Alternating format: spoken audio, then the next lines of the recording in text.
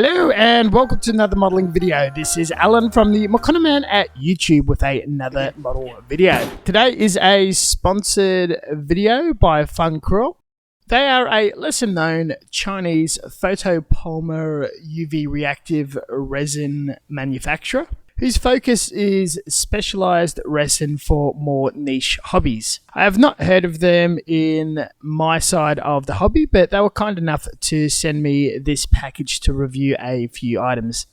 The first being the Funcrecol 163 mecha resin. Built to be a tough heat-resistant resin that is suitable for mechanical application and capturing very fine, sharp detail in a matte finish.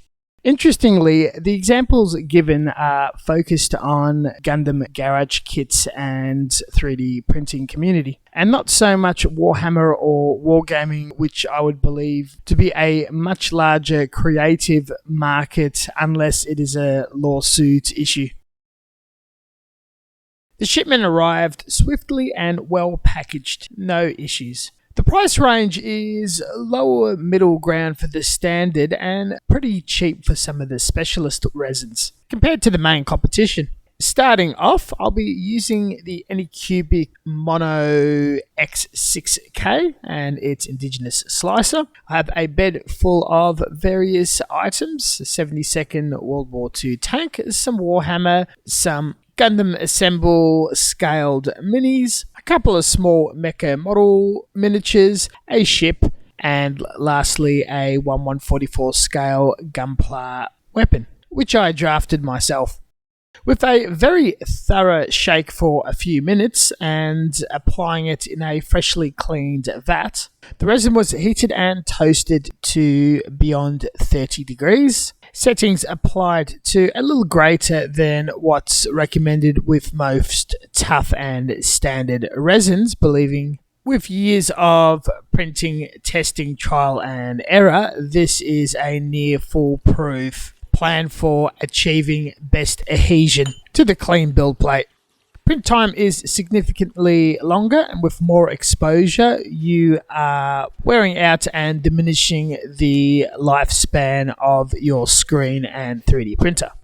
Many print between half a second to a second exposure time. I go for 2 to be absolutely safe, and it's stuck to the PFE film. I kept cranking it by 1 second until I reached 5.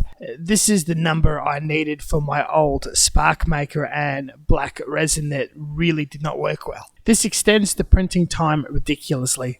And designed a new bed raft for large heavy models as I lost my old STL file. Honeycomb looks awesome. Once dialed in, the bed of small items is super crisp, detailed and well defined. Looks really nice, but at this overexposure, it is also extremely brittle, breaking a few parts. The adhesion issues and breakage problem does seem to be very well known. They also recommend and sell a UV-Curing putty. I saw tutorials using it as a glue for broken parts rather than filling seams on assembly parts. Further adjustments were made to the slicing settings, including the bottom layer exposure close to 2 minutes, and went straight for a 1/144 scale Gundam garage kit by K-scale models, the Tragos Gundam wing. So far, with 3 failures and a success under our belt, I am hoping for smooth sailing. The resin is an extreme thick viscosity and does have a much noticeable stronger chemical odor. When cleaning with alcohol, it is overwhelming, and adequate ventilation or outright doing it outside is a must. The first batch of mostly smaller parts was a success and adhered very well. The second batch started a trend of 50% success rate, 1 failing and 1 sticking successfully. Once parts start approaching 100 ml in size, the weight of the part is exacerbating the adherence issue. The second print was still not ideal, with several mil lip raising in one corner. The third batch had larger and this time encapsulated parts with drainage holes. Even heated, the resin is so heavily viscous and thick, the predetermined couple of mil drain holes was not wide enough and was just far too heavy, weighing everything down. Larger holes would grant me a lot more success. To save time, I used pre-sliced files that did not account for this parameter. Another 50%, one successful, one failed. The last batch of parts conveniently tested the Z-axis limit of very long components. Another 50% rate, a success and a failure. The parts were clean and usable. When curing the large enclosed parts, there was resin leaking issues, as the resin clotted around the drainage hole once it was heated and gassed up expanded. Luckily, it just trickled out and not exploded or split the parts. Was still a bit of a hazard. The last test was a large brick Warhammer tank. This time I gave it adequate support and very large drainage holes. Due to the weight, at some point it would break apart and drop the load into the vat, failing the print. One broke off from the supports and the other one fell from the bed, raft and all. I've been tracking the success rate and hours of my 6K, and I've been very proud of the lack of failures and keeping the film scratch-free for over 50 prints. Abrasion has occurred, wearing it out significantly faster than my usual brand. The very thick viscosity also made cleaning more labor-intensive and longer, requiring more chemicals. As mentioned earlier, when the alcohol mixed with the resin, the smell was completely unbearable and much stronger than anything else I've experienced prior.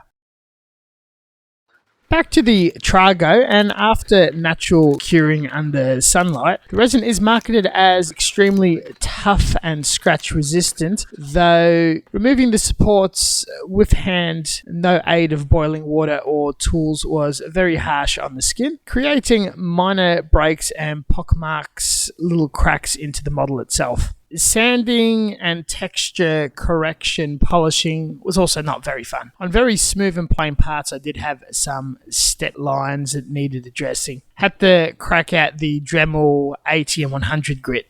With more weight and extra bits sticking out, I did drop it a couple of times, breaking pegs from parts and snapping the barrels a few times. That aside, priming and painting was very straightforward and not a lot of issues. Not quite finished in weathering and spraying any clears. The finished model is satisfactory and you can make a Gundam garage kit with a little bit of stress and a lot of effort. For something of this size, standard resin would probably be a better choice.